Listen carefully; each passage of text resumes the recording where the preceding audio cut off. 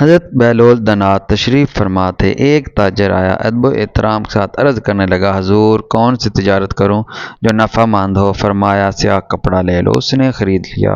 کچھ دن بعد اس شہر کا نامی گرامی آدمی فوت ہو گیا۔ اہل شہر کو سیاہ کپڑے کی ضرورت پڑ گئی۔ اس نے منہ مانگی قیمت پر فروخت کیا اور مالدار ہو گیا۔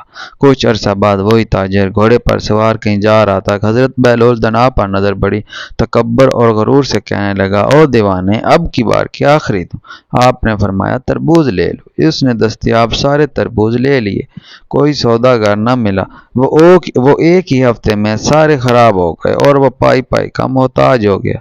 اور اس بے کسی کے عالم میں اس کا سامنا حضرت بہلول دنا سے ہو گیا۔ روتے ہوئے کہنے لگا، یہ آپ نے میرے ساتھ کیا کیا؟ حضرت بہلول دنا رحمۃ اللہ علیہ فرمایا، یہ میں نے نہیں کیا، تیرے لہجوں اور تیرے لفظوں نے سب کیا ہے۔